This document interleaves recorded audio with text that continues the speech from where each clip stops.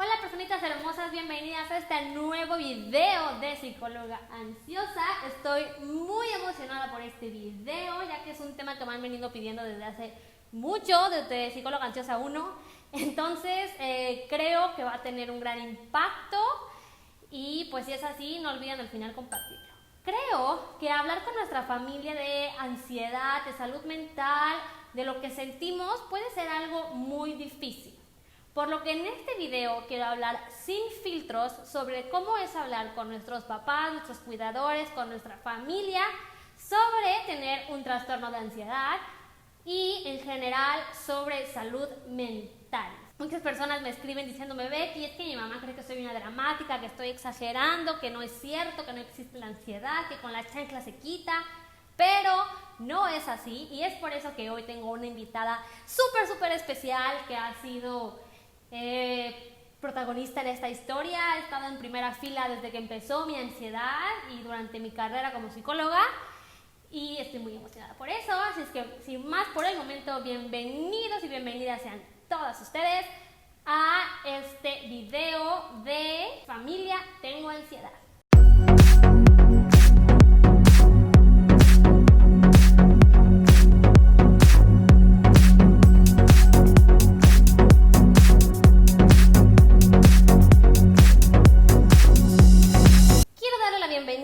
A mi mamá, la doctora Marcela Garibay, que ha accedido a hacer este video conmigo. Es la primera invitada que tengo en mis videos, entonces, ¿estás lista, mamá? Estoy lista. Excelente, muy bien. Vamos a hacer unas cuantas preguntas, vamos a hablar sobre salud mental, sobre ansiedad, sobre cómo ha sido mi proceso con un trastorno de ansiedad y como psicóloga. Entonces, empezamos. Perfecto. Creo que la salud mental es igual de importante que la salud física y es algo que siempre digo. Hablar sobre nuestros sentimientos, sobre nuestras emociones es algo que apenas está comenzando y yo quisiera saber cómo se trataba el tema de salud mental cuando tú eras joven. Ok, cuando yo era joven el tema de salud mental no se trataba, era un tema, tal vez ampliando el término salud mental, era un tema que no existía y mucho menos se trataba en familia, ¿verdad? O sea, como acabas de decir hace rato, todo se compone con la chancla, no le hagas caso, todo pasa, ¿no? Mecanismos de defensa y no era común hablar de la depresión y de la ansiedad, ¿no? Cuando yo era joven. Creo que tienes toda la razón del mundo. La verdad es que es algo que me ha tocado ver con las personas con las que he podido platicar, con pacientes, con amigos, con amigas. Y ahora quiero ya como ir empezando poco a poco con el tema de mi ansiedad y la ansiedad. Yo le he contado a mis seguidores cómo fue que empezó mi ansiedad cuando yo tenía 13, 14 años, que obviamente nace cuando muere mi abuelo, cuando empiezo a experimentar bullying en la escuela. Y les he contado que a mí lo que me daban eran ataques de pánico todas las noches, ¿no? Era no poder dormir hasta las 4 de la mañana, yo juraba que me desmayaba, que se me bajaba la presión, que me daba taquicardia y la verdad fue un merequetengue, ¿no? Fue algo muy extraño, ninguna sabía qué estaba pasando. Entonces hoy te quiero preguntar, sin filtros, claro. ¿Qué pensabas cada noche que yo llegaba con un ataque de pánico, ¿no? ¿Qué pensabas tú que ocurría? Bueno, lo primero es que generalmente uno piensa, y creo que a todo mundo le pasa, es a mí no me va a pasar, en mi familia no pasa, en mi familia no existe. Entonces es algo como enfrentar realmente el que alguien padezca de ansiedad o padezca de depresión. No es lo primero que te viene a la mente, ¿no? Entonces, lo primero que te viene a la mente es que estás triste, ¿no? En tu caso, que claro, era algo muy tremendo enfrentar el bullying y la muerte de tu abuelo, y pues sobre eso, sobre la tristeza y sobre el miedo que podría estar generando todo esto, pues uno pensaba, bueno, es normal, ¿no? Pero bueno, es normal una semana, es normal 2 semanas, 3. Cuando ya pasa más tiempo y esto se convierte en meses, ¿no? Y al principio tiene uno paciencia, después pierdes la paciencia porque no entiendes qué está pasando y cómo es posible que si lo trataste con amor, ¿verdad? Y si tuviste paciencia al principio y no se dan las cosas y sigues estando igual y entras en un círculo vicioso, Entonces pasas de la paciencia, la impaciencia, la molestia, al enojo y después al desconcierto, y es cuando ya te tienes que enfrentar y aceptar que algo está pasando y que está fuera de tus manos y que tienes que pedir ayuda. Sí, yo me acuerdo perfecto, la verdad, que fueron días súper difíciles, bueno, meses, súper difíciles, porque ya obviamente llegaba un punto en el que le afectó a toda la familia, fue como una bomba, y obviamente al final todos se despertaban escuchándome llorar, o no entendían qué onda, a veces podrían pensar, es que está exagerando, ¿no? ¿Sabes? Creo que a todos nos pasó por la mente, creo que hasta a mí yo dije, es que estoy loca, o sea, llegó un momento en el que yo decía, nunca en mi vida voy a volver a dormir, ¿no? Así. Entonces ahora sí, se toma la decisión de llevarme con una psicóloga, y quiero saber qué percepciones o ideas cambiaron en ti cuando te fuiste enterando de cómo funciona la ansiedad y de la importancia de tratar la salud mental. Claro. Pues bueno, es algo que relativamente es muy reciente, ¿no? Enfrentar todos estos conceptos, no nuevos, pero sí nuevos para el conocimiento público, ¿no? O sea, y bueno, yo he oído mucho la frase de que esto es la enfermedad del siglo pasado y obviamente de este siglo, ¿no? Ese término se emplea mucho. Y pues bueno, ya te enfrentas con el diagnóstico, ¿no? Y pues tienes que conocer más, tienes que familiarizarte con qué es lo que está pasando. Hay un mundo, así como nadie te enseña a ser papá, nadie te enseña a convivir con estos trastornos, y entonces es como muy difícil estar buscando quien te asesore, o leyendo, o informándote. Como siempre debes buscar fuentes confiables y personas que sepan del tema, ¿no? Sí, exacto. Entonces poco a poco va cambiando y te vas enfrentando inclusive en que es hasta un tema tabú con la familia cercana al principio, ¿no? O con los círculos de amistad. No puedes tratarlo así, sin filtros, como dicen. Bueno, ahora sí, ya hace mucho tiempo, porque estamos hablando de muchos años, sí, claro, en lo que hemos estado. Exactamente. Entonces, fue un proceso difícil. Tú sabes que a tu papá le costó mucho trabajo aceptarlo y reconocerlo. Durante mucho tiempo se pensó que era como algo, ay, está exagerando, ay, no era para tanto, ay, no aquí, no, ay, no allá. Hasta que se fueron dando las cosas y pues tuvo que aceptar que esto existía y que no pasaba nada, que lo que teníamos que aprender es a manejarlo.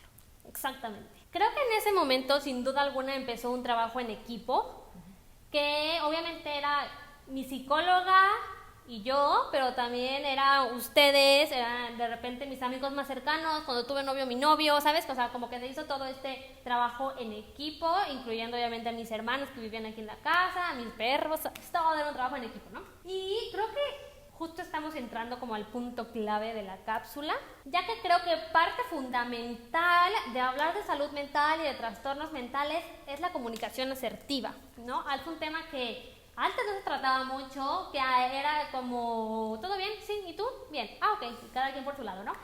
Entonces, creo que esta validación asertiva se basa en el respeto y la validación de las emociones, de los sentimientos, de los pensamientos, de poder hablar sin filtros, de quitarte los tabús que existen en torno a la salud mental y a la ansiedad.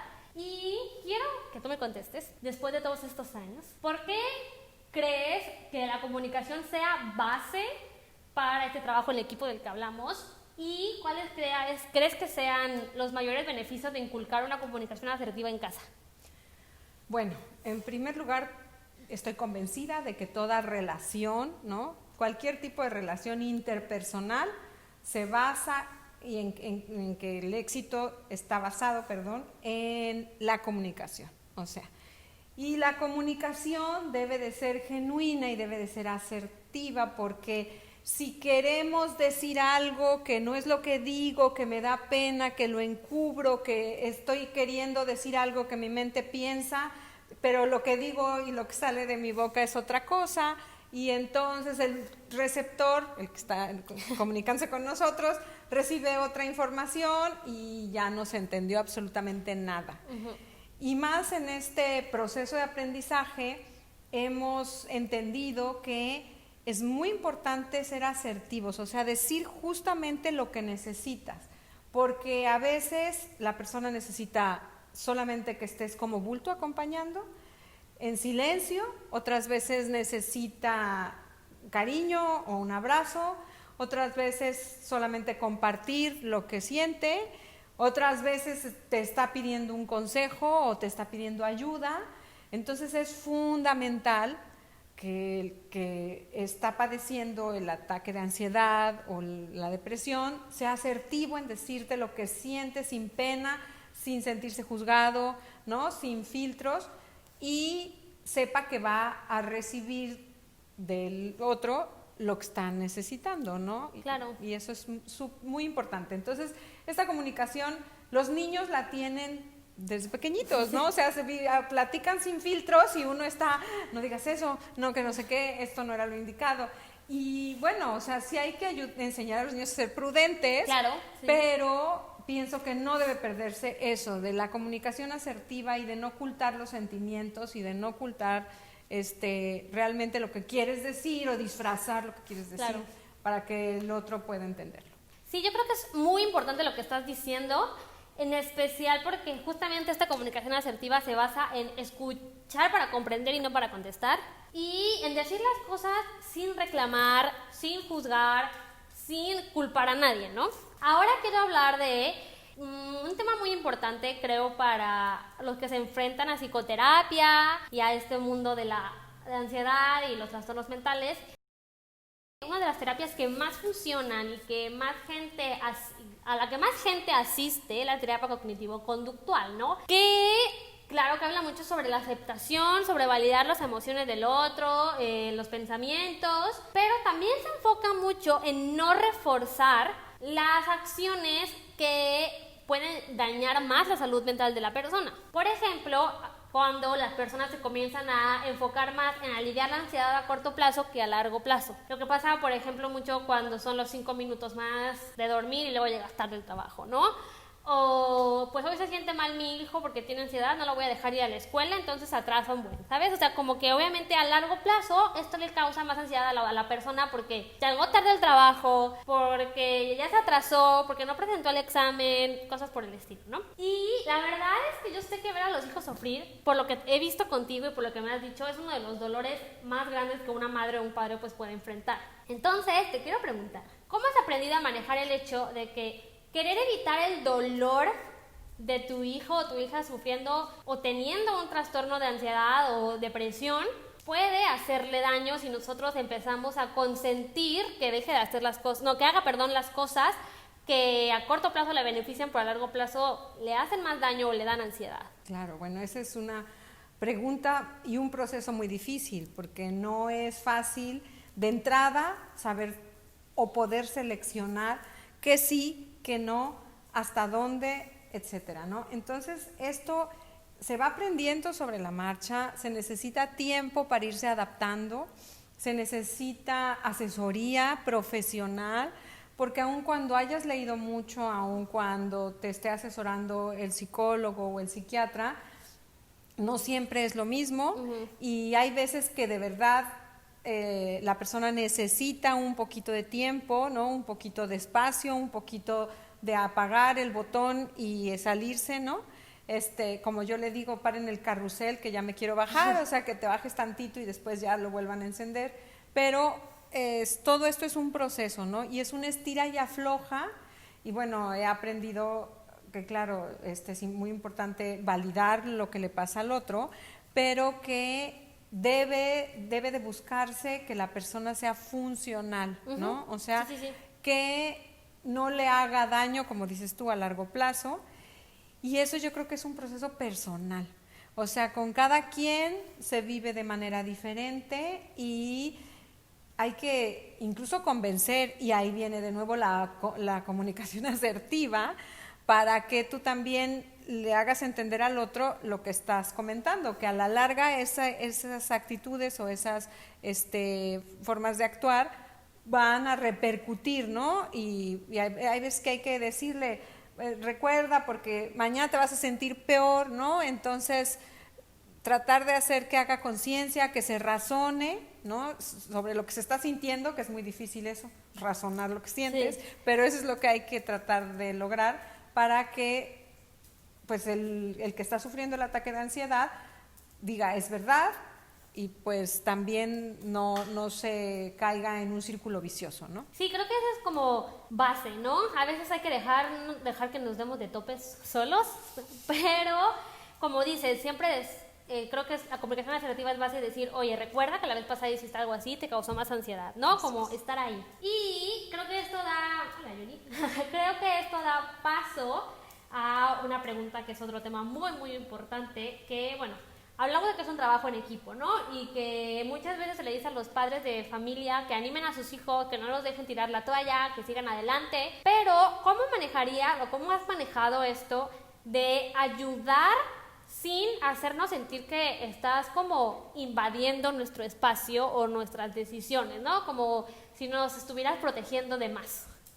Bueno, eso también es un proceso de prueba y error y un proceso de dejarse aconsejar y probar, ¿no? Ir probando qué funciona, qué no funciona. No hay nada escrito, ¿no? O sea, no hay una receta, ojalá hubiera una receta de cocina, ¿no? En la que te dijeran primer paso, tal cosa, ¿no? Segundo paso, no, es algo que tienes que ir asesorándote.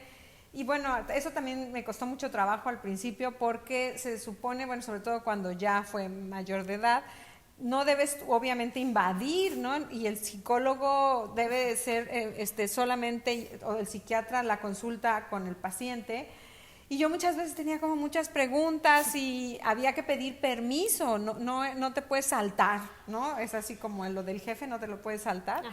No te puedes saltar al involucrado y sin que él sepa, ¿no? Entonces hay que pedir permiso y viene de nuevo la comunicación asertiva para que puedas lograr un equilibrio. O sea, yo creo que esa es la palabra clave en todo esto, ¿no? Un equilibrio para ir ayudando, empujando, despacito o jalando. A ver, hay veces que tienes que empujar, otras veces tienes que jalar, otras veces te tienes que hacer a un lado, ¿no? Y ponerte de espectador, y depende y finalmente uno tiene que entender como familiar o como padre de familia que nadie va a aprender, uno quisiera ahorrarle el dolor, pero nadie aprende a través de los sufrimientos o conocimientos del otro, entonces pues es un proceso de aprendizaje. Bueno, y la verdad es que como psicóloga ansiosa no puede faltar la parte de la psicoterapia en esta entrevista.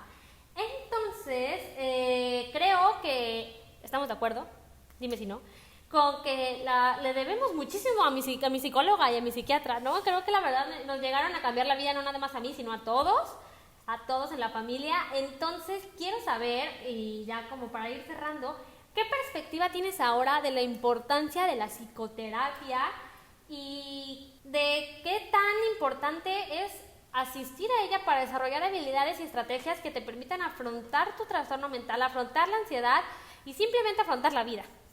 Ok, bueno, estoy súper convencida. Yo debo de decir que nunca estuve en contra de la psicoterapia, o sea, no, porque hay gente que verdaderamente ha estado en contra, pero yo no.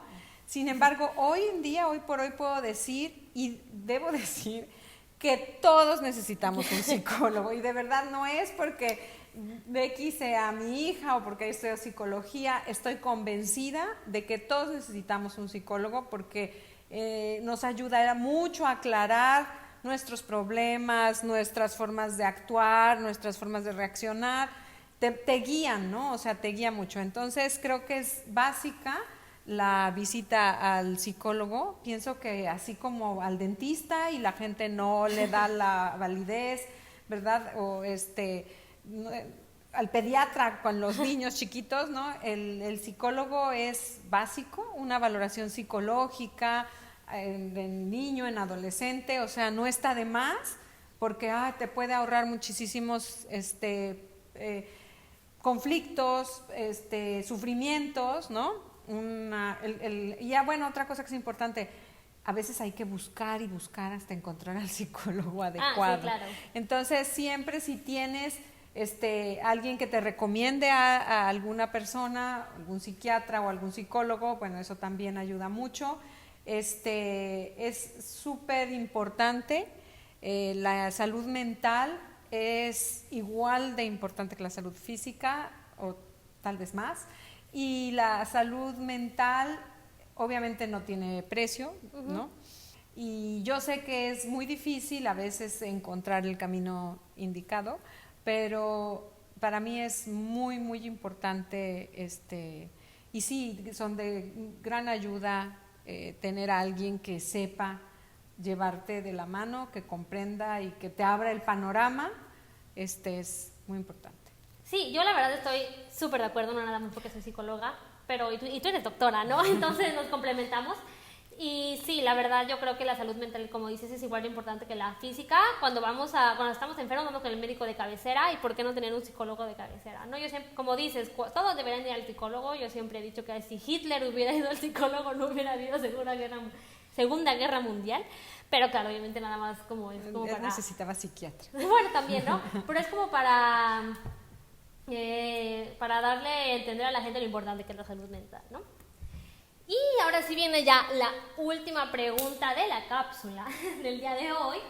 Me gustaría cerrar esta cápsula con esta pregunta clave. Por lo que he visto con mi experiencia de psicóloga, a los padres de familia les cuesta trabajo, como dijiste al principio, entender o aceptar que hay problemas de salud mental en casa. Entonces, ¿qué consejo le darías a los padres de familia, a los cuidadores que están viendo este video y un familiar se les ha acercado para hablar con ellos sobre algún problema de salud mental que tienen?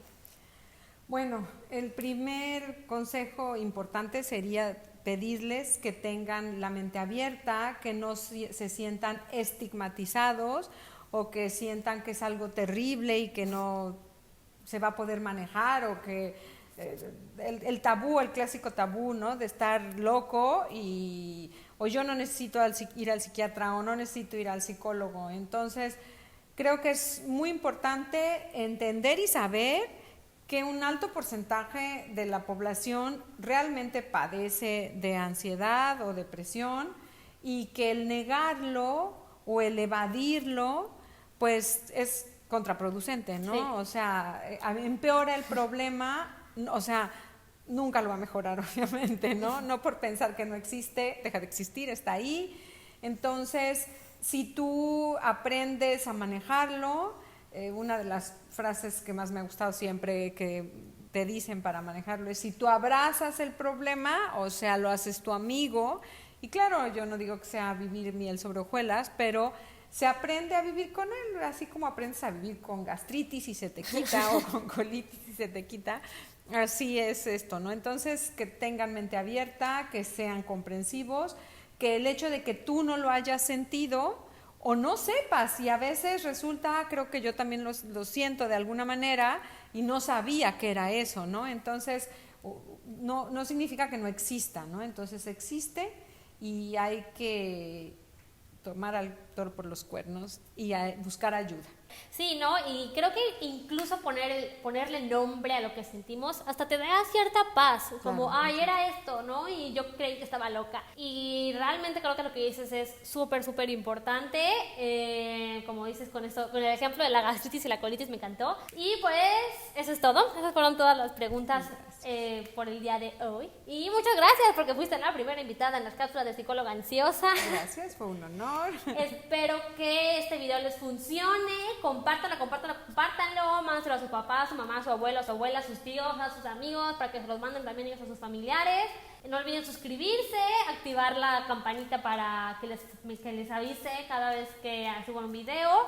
Y ya saben que cualquier duda, comentario, sugerencia, lo que se les ocurra, lo pueden preguntar y poner en los comentarios o mandarme mensaje directo. Y también síganme en Psicóloga Ansiosa 2. Ahí vamos a estar, ahí estamos subiendo posts constantemente, yo leyendo sus comentarios, contestando los que puedo y se me sea humanamente posible contestar. Y eso es todo. Muchas gracias. Y estén al pendiente porque la próxima semana vamos a subir un giveaway con otras 3 cuentas de psicología que va a estar padrísimo, padrísimo, entonces no se lo pueden perder. Eso es todo, personitas. Nos vemos la próxima semana. Adiós.